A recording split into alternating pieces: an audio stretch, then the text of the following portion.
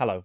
In the 40 years that it's existed, the Warhammer world has become home to a great many epic and compelling stories. But perhaps some of its finest remain some of its first. My guest today is one of the earliest authors to tackle fiction writing in the Warhammer world, writing short stories and novels under the pseudonym Jack Yeovil. His interweaving narratives about characters like Genevieve the Vampire and Vukotic the Mercenary would draw on pop culture inspiration to fuse it with the Warhammer world's fantasy roots and create something that we'd never seen before, and really have never seen since.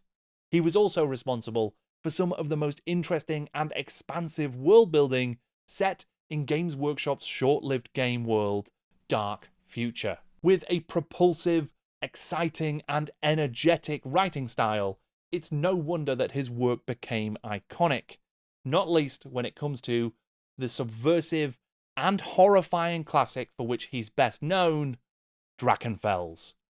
I'm Jordan, this is Jordan Sorcery, and today I'm in conversation with Kim Newman.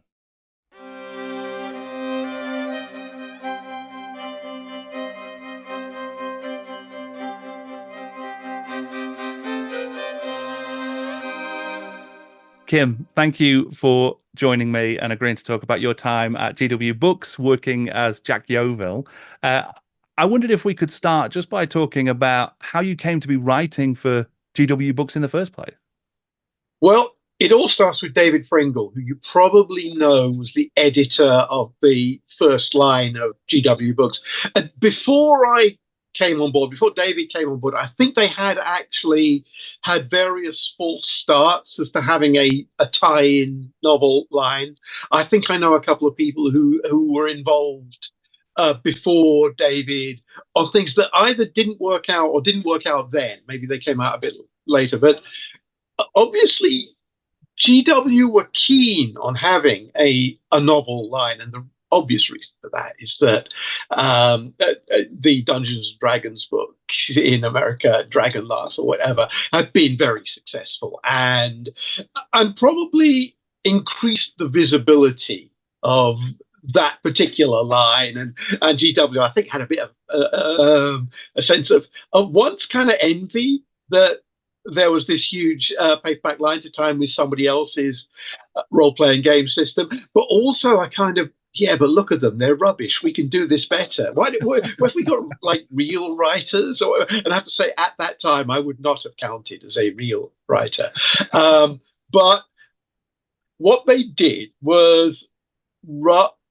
they hired somebody. David Pringle was then the editor of Interzone, the leading British science fiction magazine, which is still going. And I, along with a bunch of the other people who were early contributors to GW, I'd sold my first short stories to Interzone, which is like all fiction magazines, low circulation. However, it was Britain's leading science fiction magazine, so it was quite high visibility. And David took the job, and of course the thing he did was he had commissions for short stories and novels, and he parceled them out to people he knew from Interzone. Brian Stableford, who sadly died a couple of weeks ago, so you won't be able to interview him, although he was a big figure in the early days of this, and actually a really important science fiction and fantasy and horror writer. And David Garnett, and a lot of people like Alex Stewart and Steve Baxter and Paul McCauley, who I don't think that they went on to do novels, but they wrote short stories. So they sort of did the audition pieces. And William King, who I think sold a few stories to Interzone and became much more identified with GW as a writer, to the extent that I think he's basically his entire career was bound up in it. And the system I remember was that you did essentially an audition piece. And mine was a novella called The Ignorant Armies, which was the title of story of the first collection of Warhammer stories. And I can't remember now whether I wrote the novella and then wrote an outline for the novel, or whether I wrote the the novella, it was accepted, hashed a bit back and forth, and it was agreed that people liked the tone of it, and then wrote Drachenfels. I think I may well have sort of various ideas that were coalescing into the novel. And I have to say, around the same time in my life, I think it's 1989, I'd sold my first novel to Simon & Schuster, which appeared under my name, The Nightmare. So and as it happens, I can't even remember which came out first, but so they seem simultaneous in my mind. But it was all around the same time. So I was establishing an identity as a writer at the same time as I was working on Drachenfels, which, as I say, I did an outline. There was a certain amount of back and forth with David and with various people at GW who had input. And the stereotype of working on licensed properties is that it's a nightmare dealing with the licensor, and and I know people who've worked on licensed properties who found it to be absolutely enervating, in that you want to do something and then somebody digs out the manual and says, here on page 56, clause 37, you can't do that. And there was a sort of possibility that might happen. But then I remember, and it was at that time, Brian Ansell was the guy at GW who sort of had the final say. And there was a point where we were haggling a bit over what at that time the GW system said about vampires. Sure. And my lead character, who I decided would be a vampire. And somebody said, but this doesn't quite work. And Brian Ansell says, well, we'll just change the rules. And I took that as a bit of a license to depart from what was in the manual sometimes. Also, and I think the thing that Brian saw was that if it was good for the story, it would probably be good for the game. It would probably open stuff up. And the other thing is, because I mean, I can't even remember what early iteration of the rule book was around then, but already between editions, things had changed. So we had a sense that it was a world in flux. So I didn't feel that the shutters were coming down. I think since I left, there have been various periods where that has happened to other writers, and then the shutters have come up again or whatever. But that's just how this area of writing has always worked. I don't think it's substantially different from, say, writing for Marvel Comics, or in various, or even back in the day, writing for the Sexton Blake Library, or various other forms of sort of serialized fiction where you don't own the property. You're playing with somebody else's toys. That's part of the reality. You just have to accept that. And of course, the thing is, and I know, I mean, as we're recording this, there is currently a bit of a kerfuffle going on in the comics community to do with who deserves the credit for creating Wolverine. And I'm Team Len Wein, rather than Team the editor.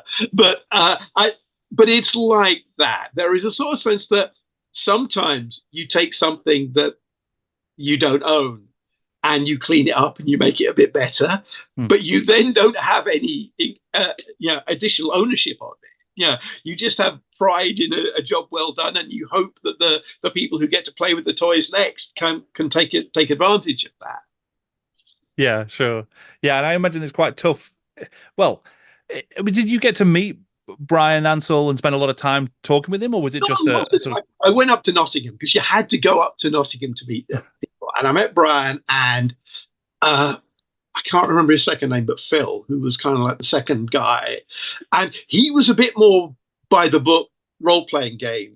So, but actually, Brian then left, and Phil took over, and I found Phil really easy to deal with, again, because he had a sense of what the advantages of having good books were, outweighed any possible contradictions with whatever they established in the systems. I don't know if this is the experience everybody who worked on the line had. I think I got a certain amount of leeway privilege by being first. Right. That maybe some of the people who came after me didn't quite have, or indeed, I think some of the people who'd been on the abortive earlier attempts had foundered on that. So lessons had been learned. Also, I mean, David Pringle was a very good editor and very committed to turning out good work. They were based, GW Books, the publishing arm, was based in Brighton at that time where David lived. And obviously, because David had been my editor on a bunch of things at Interzone, I already had a relationship with him that seemed harmonious. I think they were impressed by how quickly I could do stuff. Back then, I had a bit of a fetish about being a fast writer. I grew up reading stories about Michael Moorcock typing books over a weekend and all that sort of stuff, and sort of I kind of admired that old pulp style. Also, I thought that for this kind of book, that sort of pace would help. It's the only thing I've ever worked on where the word length had been pre-decided. The books had to be 70,000 words. That was absolutely a part of the brief. And I can't remember. I think back then the very primitive word processing software I was using didn't give you word counts, so you had to judge it by the pages. And I worked out that for a 70,000 word novel, if I wrote 7,000 words a day for 5 days, took a weekend off, did another 7,000 words a day for the next week, then took a week off, and then came back and spent a week revising, then a novel would be written inside a month. Right. And that's how I did all the GW books. That's how come there are a bunch of them written in a relatively short period. I do not think I could do that again.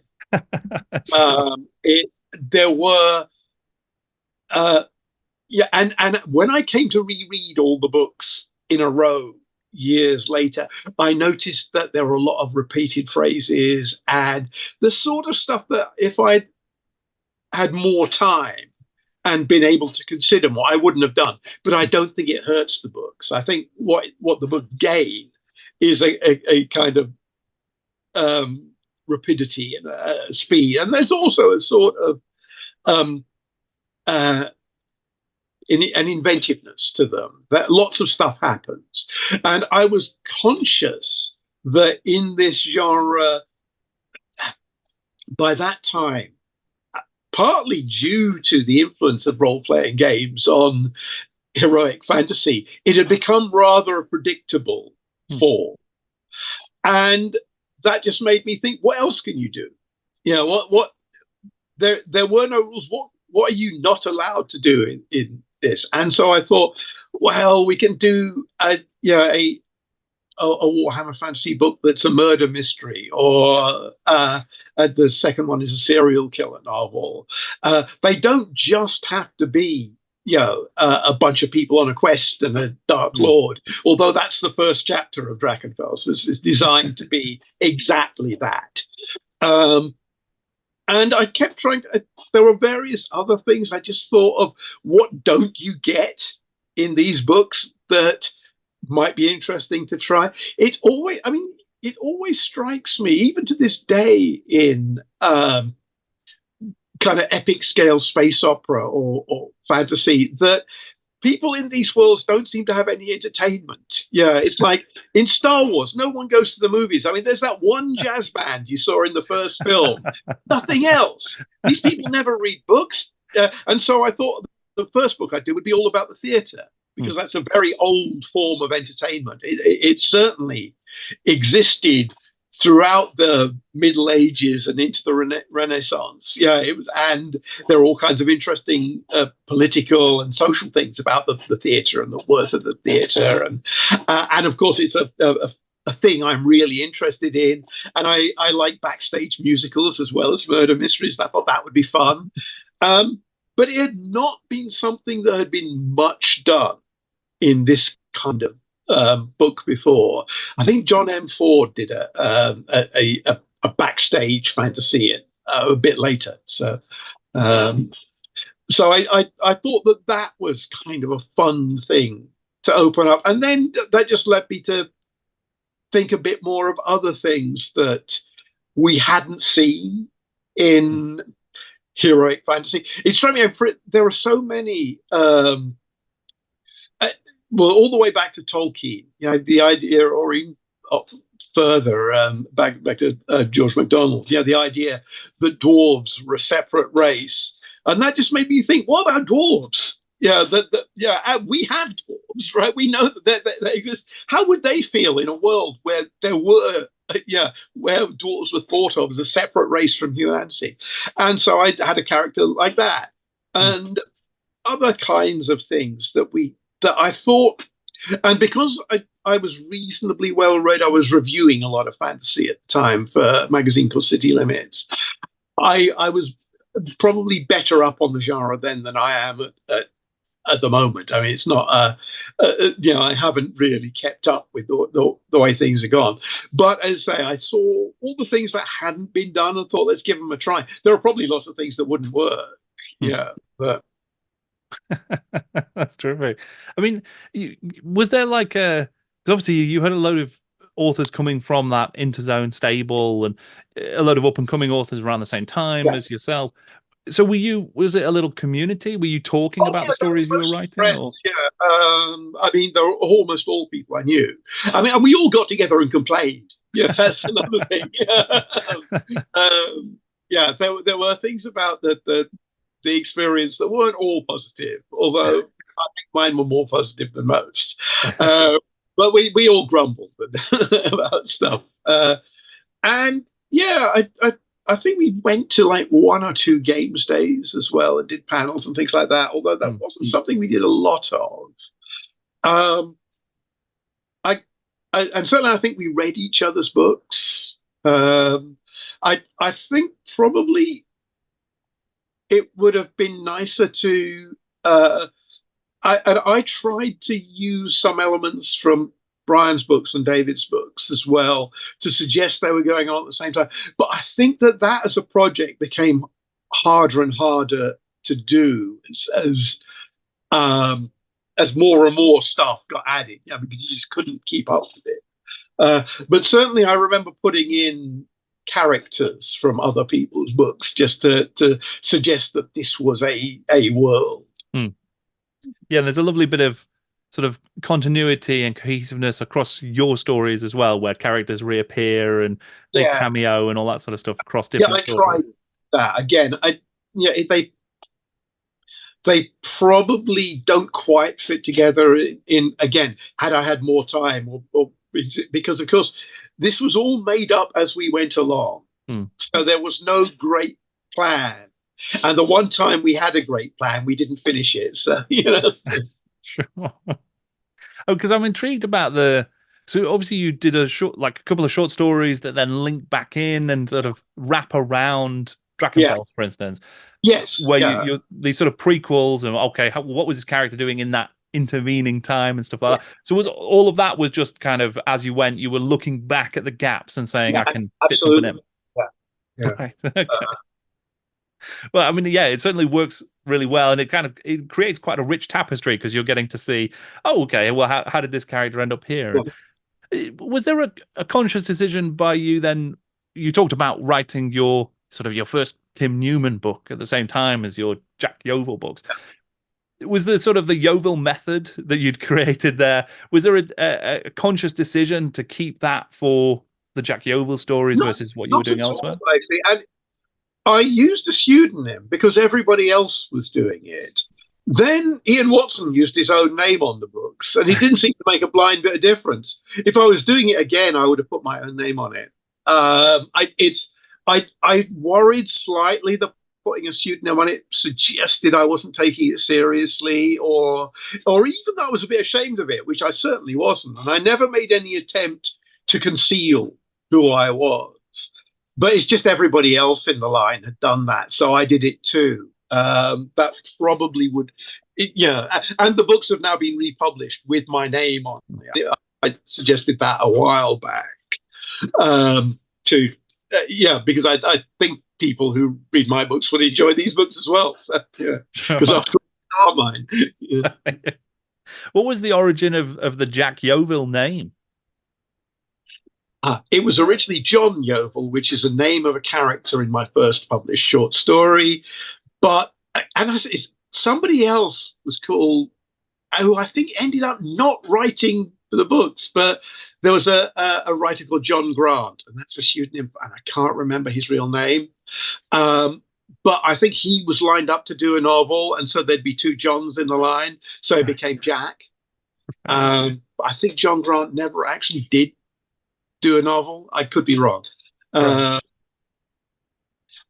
I grew up near Yeovil in Somerset, which is probably why. But I remember I took the name from a novel by Alfred Bester, and I think I read somewhere that he had got all his character names from a map of the West Country. So that's where it goes together. People are called Yeovil. Well, it's also the name of a small town. Right. That's great. And was there also, so there was a similar kind of story in terms of inspiration for Drachenfels and Genevieve and Oswald as well, those characters? Were they drawn from other stuff, or?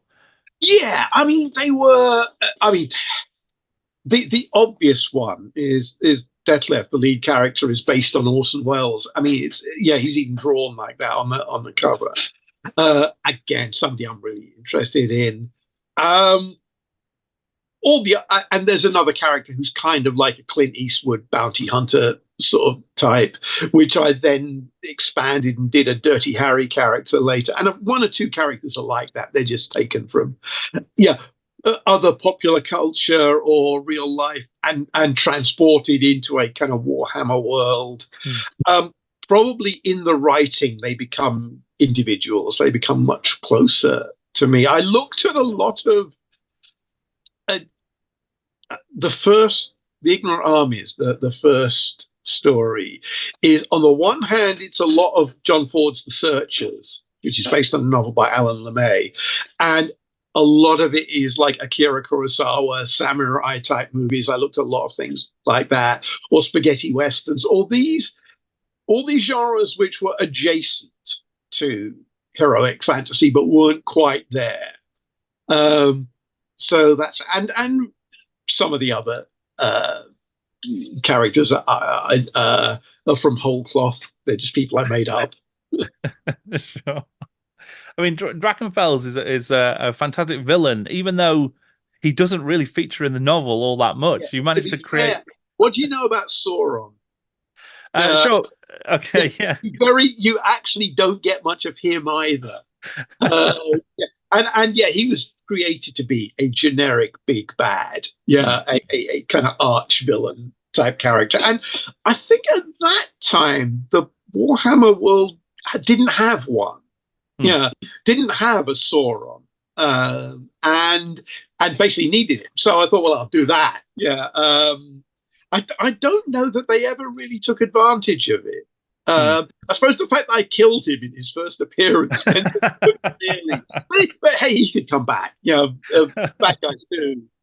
They did without even telling me, they did a game book, Castle of Drachenfels. So they did use some of the stuff I'd made up. And I thought that was a handy addition. I thought that, and I suppose it's something that, the Warhammer world that as it was when I was looking into it was a bit light on characters. It had atmosphere and sort of maps. And it had one or two people, and I even used one or two people who they'd established in the the guidebooks, but it didn't have the big sort of characters it needed. And I think that was part of my project. And I think David Ferring also Dave Garnett felt that was needed. So he tended to create heroes, and I tended to create bad guys. I think that's. Were you ever tempted to bring Drachenfels back yourself and have him do a little sequel? No, I did. I can't remember if I'd even planned that, which isn't to say that I wouldn't have done had I gone on. There were a couple of things that were planned that never happened. And one of those might have broken. But the thing is, because Drachenfels kills him, then brings him back and kills him again, it would be very hard to do that again without it feeling, like one of those very brief resurrections of Dracula you got in Hammer films, where he was reconstituted and then turned back to dust within a couple of hours of narrative time. And I think that lessens the great terrible nature of him. Sure, yeah. I mean, I think the real sort of breakout character, of course, from the book is actually Genevieve, the vampire, who you do return to and do explore further. But I mean, where did Genevieve come from as a character? I can't even remember. I know she's a vampire. Because I mean, I like vampires. I'm interested. I've written vampire novels, all this kind of stuff. But she had to be, and it's for plot reasons, she had to be somebody who looked exactly the same, whatever it is, 25 years after the prologue. So she had to be long lived. I remember somebody at the meeting suggested she might be an elf. And in fact, I put that joke in the book after that, but I prefer vampires to elves. I find them, more interesting to write. I did a thing in the first book that I came to regret later on, and that is that we were thinking of these books as young adult, and so I made her essentially a teenager. And I think that then becomes a bit skeevy, as she sort of basically has a romantic relationship with somebody who's much younger than she is, really, but looks sort of middle-aged. I think, and it's the sort of thing that if I were doing now, I'd have stuck her in her mid-20s. So rather than being eternally 16, which I said, but the idea, and I think that this was probably something that got abandoned very early on. I think the hero of David Garnett's series was originally, when you meet him, he's a teenager. And it's a sort of feeling that, I say, these were books aimed at a teenage audience, so they should have relatable youngish protagonists. I don't know that became something that they stuck with very long, but that was part of Genevieve at the beginning. I wanted somebody who was a bit outside the general run of humanity, who could be, who could comment and get look disapprovingly at the silliness of it all. But I mean, she's fun to write. Sure. I mean, you mentioned there a couple of sort of projects that didn't quite come together in the end. So for the Warhammer Fantasy stories, you've mentioned elsewhere as well that you were looking at like a Dirty Dozen kind of story. Yeah, I've no idea if I've got outlines for these things lying around. I think probably not. I think they're on outmoded, unreadable discs, if anything. But my pitches were one that was going to be, as in one of the stories, Warhawk, there's a thing about this Dirty Dozen, Magnificent Seven sort of band of mercenaries. And I thought of doing a whole book about them. And that was the idea of writing a fantasy novel that was a caper novel. And I was thinking very much of those Alistair MacLean books that became big films like The Guns of Navarone and Where Eagles Dare. A or even I don't know, the Italian Job, or something like that. A bunch of people have to come together to, and I can't even remember whether they were rescuing somebody from a castle or stealing something, but it was going to be just a book like that. And I I assume by now dozens of fantasy novels have done that. I mean, because there are so many out there. But it seemed to me, yeah, a kind of fun idea. Then there was a thing which was called Scarlet Empress, which is another vampire novel. It was going to be about. It was a version of the Through the Great story. There's a terrific Marlene Dietrich movie about her, but it was the idea of a vampire empress of the Warhammer version of Russia, and it was going to take place over 200 years. But also, I just like the atmosphere of those Eisenstein type films. It was going to have lots of ice castles and also I thought of doing something that was going to be, I suppose, a bit like. You have to remember this was the 80s, the very early 90s. So something like Dynasty, rich, stylish, horrible people having affairs with each other and betraying each other. And now I come to say it's Game of Thrones. It didn't start till a while after. But that's what that book would have been. And there was a further thing which would have been called The Invisible Empire, which if I don't Dashiell Hammett said he wanted to write a book called The Invisible Empire, which is about organized crime, and he never got around to it. And I thought that it would be a way of tying up various plot threads that might have brought back Drachenfels and some of the other baddies who'd been in the other books. And that was going to be a slightly more serious book. But also there was a lot less of it. I don't think I had more than a paragraph of what that was going to be. But those were the things that didn't get written. And I think everybody who worked on the line had a whole bunch of things. And I believe two of them I was actually paid for as well. Right. But there was a point where they overextended, and the line they co-published with another publisher for a while and reissued the early books, and that sort of dribbled away. And then they started Black Library or whatever and brought back, but they never went back. And actually, they never said that we paid you. You now have to write them, which at some position they might have been able to get away with. Although I think they did sign a piece of paper letting me off the hook because they basically didn't want to publish anything for a while. Right. Yeah, because I mean, just on that Invisible Empire one, I was curious about the origin of the term as well, because it first features in a story that has like a moral crusade, and obviously there's a religious connotations, and then there's sort of a sort of broader real world political connotations to it as well. And I was curious if that factored into your sort of writing on that. I mean, that's quite a lot of what I write about, and I think that was going to be a big thing.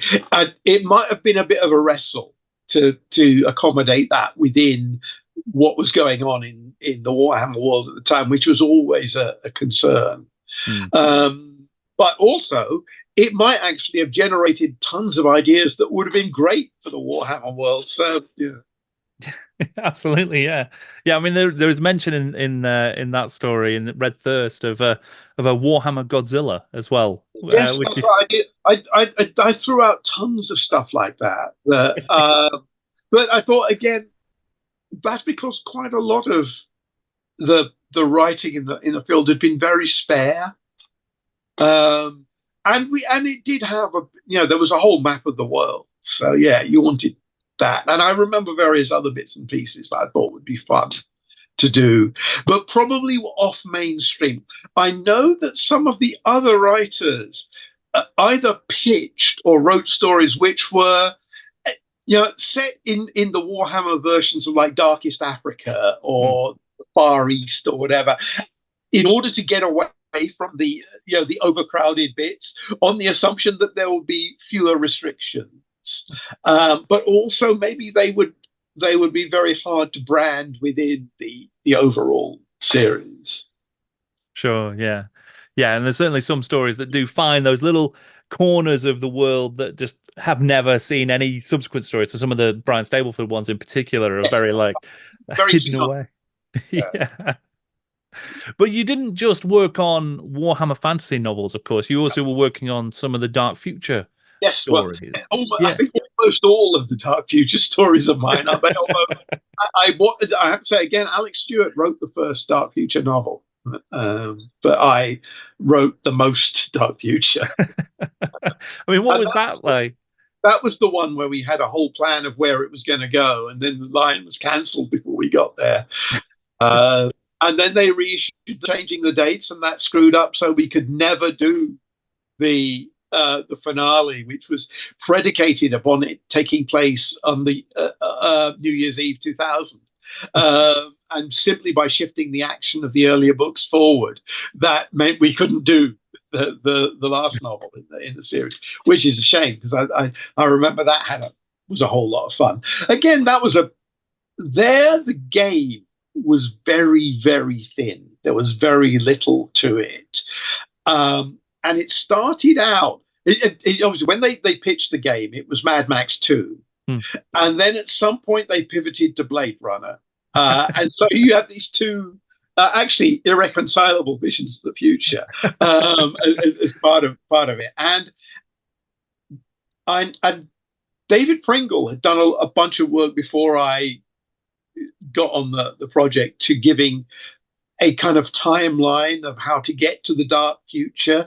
And then me and Alex and Eugene Byrne, who's a friend of mine who also contributed, did a lot more detail work. And because it was an alternate universe that was closer to the one we had, that meant we could do much more satirical stuff and play around with things that were going on in in politics at the time and culture at the time. And yeah, I had various ideas of how it might tie in with some of the Warhammer stuff. And I know Steve Baxter did something sort of similar. That again, I think Games Workshop didn't quite want to commit to being tied down to what we might have wanted to do with it. But my vision was much more of a sort of Lovecraftian incipient chaos version of the world, and slightly grayer than because the thing about Warhammer is it's a game. You don't want nuance in a game. You want to be able to win a game, and I think the thing is in stories you can't. Yeah, even happy endings aren't victories, or it's not like whoever gets the most treasure wins, or whoever becomes king wins. Yeah, it's like no, that's Act One. Then you get to the terrible stuff.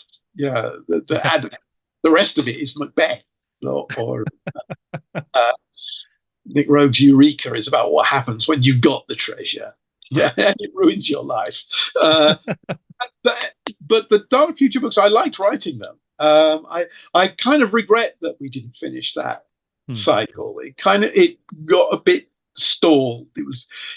It was going to be 5 books, I think, and Eugene wrote a draft of 1, and we were going to collaborate on the finale. It started out as a trilogy, but then I put 2 books between the books of the trilogy. But what there is, I'm happy with. Yeah, and because obviously, like you say, it was a bit of a thinner game. It hadn't got quite as much history, and it wouldn't get to have as much history because it was cancelled. And I think that's one of the reasons why they didn't continue with it. Yeah, it's like, and they had a weird lawsuit with somebody else who had a series of books called Dark Future, which. And actually, I know him. He was a good guy as well, and I think it was a mistake to take it to court. I think probably the smart thing to do would, because the game didn't have that much of a footprint, it would have been easier to come up with something else. I think Dark Future was actually a little too generic for what became a rather quirky, interesting. Not that any of us could come up with another name that we could think of that was good overall. thing. I mean, maybe Route 666, which was the first story, but other people used that subsequently because it's an obvious joke. But I mean, the almost the writer's room for Dark Future, was there a little bit more opportunity to influence the Yes, there game was. itself as Yeah. well? And I think the game wasn't even really being produced. And what it was, the game was this. It They kind of had a kind of racing car game, and they wanted to develop it as a role playing game, and they never really got it together.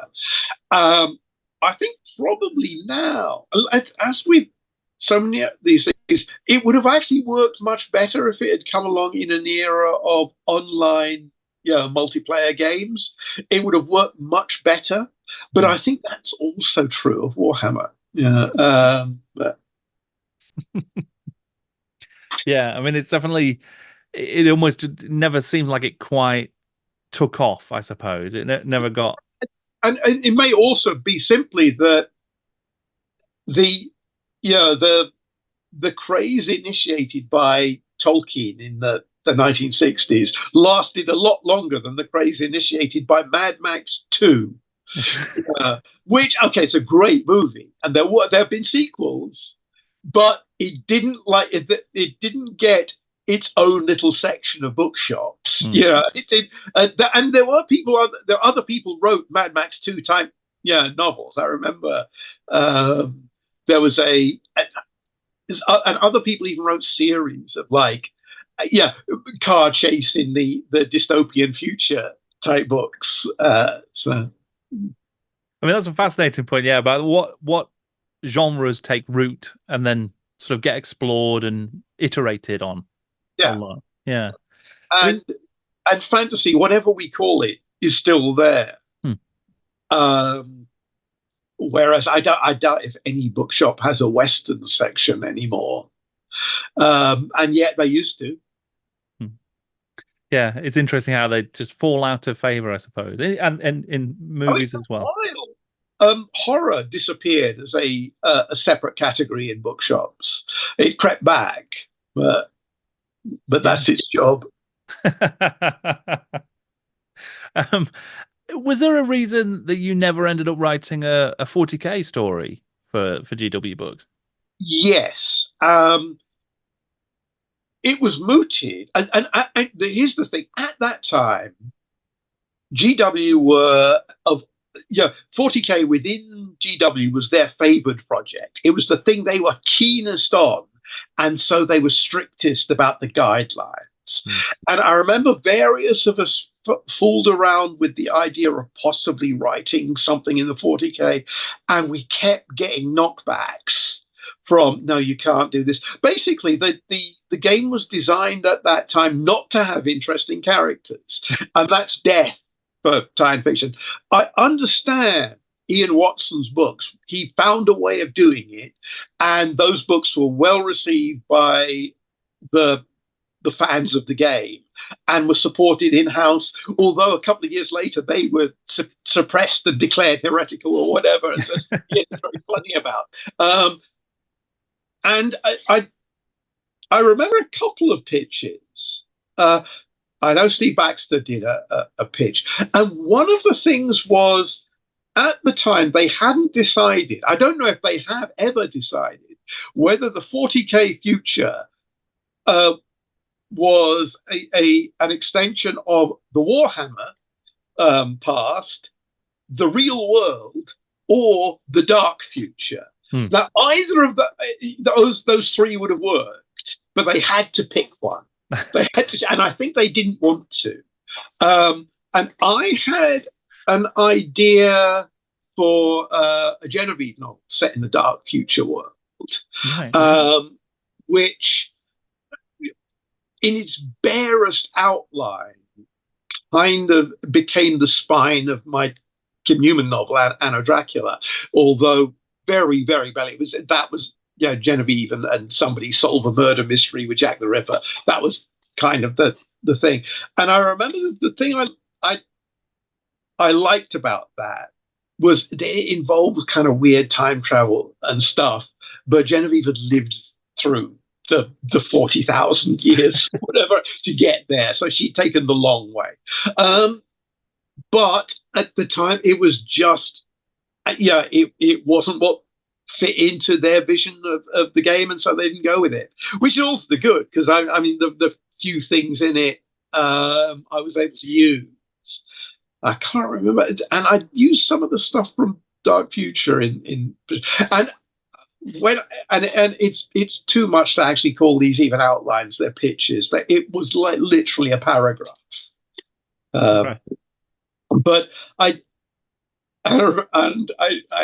do remember there was a certain amount of frustration from people trying to knock me in the head. I don't know if they've ever really solved it. I know many other people have written these 40k type books, but I don't know if they've ever quite managed to reconcile the anti-dramatic nature of the game with the demands of involving fiction.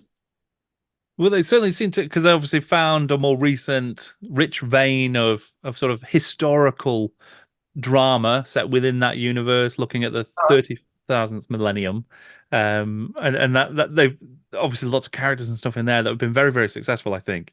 So there's definitely someone's managed to find something in there. I mean, I'm curious. Do you recall any more about the sort of what kind of areas you would have wanted to explore if you'd got the green light? Not really, no. No. And I think that was something that I was requested to think about. It wasn't something that fired me up with much enthusiasm at the time.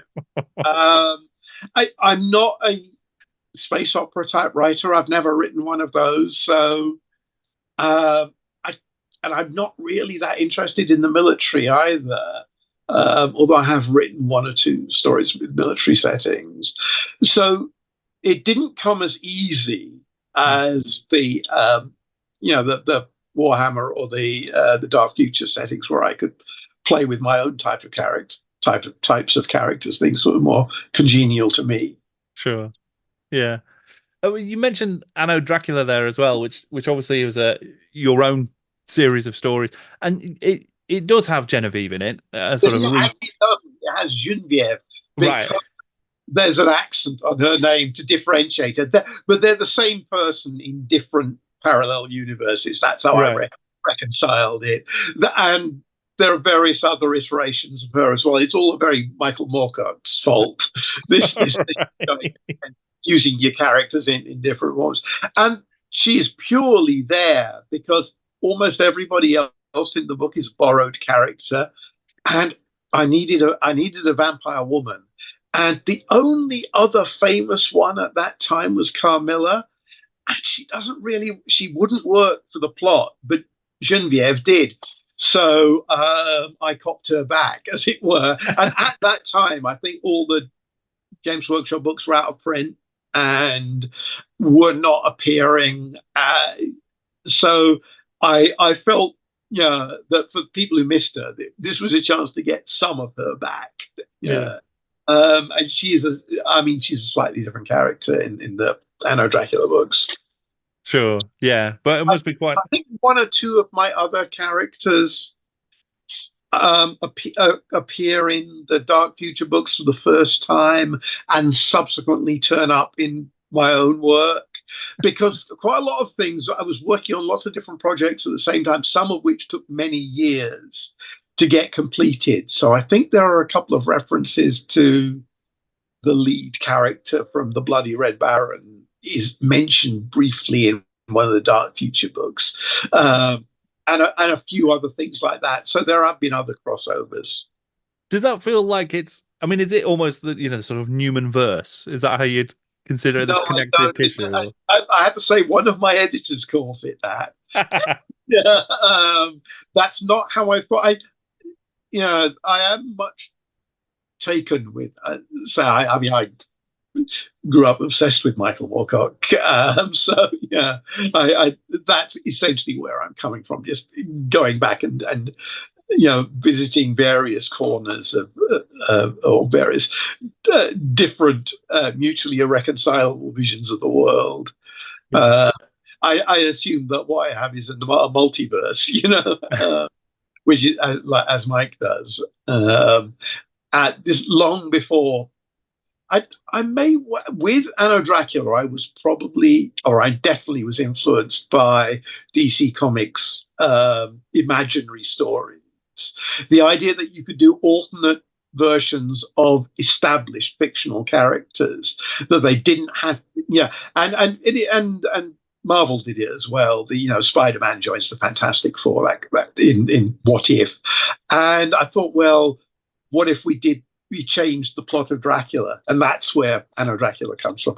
But that's an idea that had been around. I'd had that on my docket well before I was a published writer. I think it was one of the first ideas I had, and it took a long time to actually get a plot that worked with it. So. Yeah. Well, I mean, do you think that love of Michael Moorcock, because famously Brian Ansell was also in love with Moorcock's work, and I think that influenced. That's one of the things that we related to. I think he understood. I think they'd asked Mike if he wanted to do one of these books, and I think he didn't. I certainly he was a huge figure, still is. I mean, he's still writing. He's was it a huge figure in the genre? I mean, and like a role model for a lot of us. Sure. Yeah. I mean, you've obviously you went back and sort of worked on a later story you mentioned there earlier. When they published, as it were, my collected Warhammer stories, they asked for a new piece, and my first instinct was to do a version of the Invisible Empire as a novella. And then I realized that no, what I wanted was resolution for the characters rather than a big epic story. So I wrote this thing, the Ibby the Fish Factor, which is actually rather a small, I hope, sweet story. It's got a mystery and action and stuff, but it's basically the characters from Drachenfels and how they get back together. Yeah. Did that feel quite conclusive then? That's you sort of. Yeah, I was satisfied that was a farewell for me. Sure. They have asked me back on it at various occasions, but it's never been at a time where where it was good for both of us, as it were, But I've got enough to be going on with. I'm not sure I could do the homework anymore. There's a lot more Warhammer to learn, and I think and I think after. Yeah, well, it's 35 years, isn't it? So that's 35 years of manuals and revisions and changing the world and stuff happening. Yeah. I mean, I guess my sort of final question would just be about, given that it was such an early experience for you, and sounds like quite an intensive one, at least in terms of, a lot of work produced in that relatively short time. Yeah. I mean, how does it? Do you think that informed your later career and your sort of later work in any way? It certainly didn't hurt that between my first and second novels, I'd written 5 books. I certainly learned a lot about, just how to write a novel. Yeah, there's a kind of learning on the job, and I don't even think that it's not so much a sense that there are crudenesses or failings I had to get past. It's just you get better by practice. I learned more about storytelling and revelation of character through story and kind of and I suppose how to put a story together, and learning to trust my own instincts in how things work out. Yeah. Well, I mean, it may well be 35 years ago and an early novel, but I think Drachenfels in particular still stands out as just a remarkable piece of work. I think it's a tremendous book. So, I mean, thank you for writing it. But also thank you, Kim, for joining me. I've really appreciated this, and it's been a terrific chat. Thank you so much to Kim Newman for joining me to talk about his time working at Games Workshop, such a fascinating period in the history of the Warhammer world, and an incredible start to an awesome career. It was just fantastic to explore it. If you enjoy my work and want to support it, please feel free to check out my Patreon and to use my Element Games affiliate links when you buy your hobby supplies. You can find all of that information in the description below. Thank you once again to Kim. Thank you for watching. I'm Jordan, and this is Jordan Sorcery.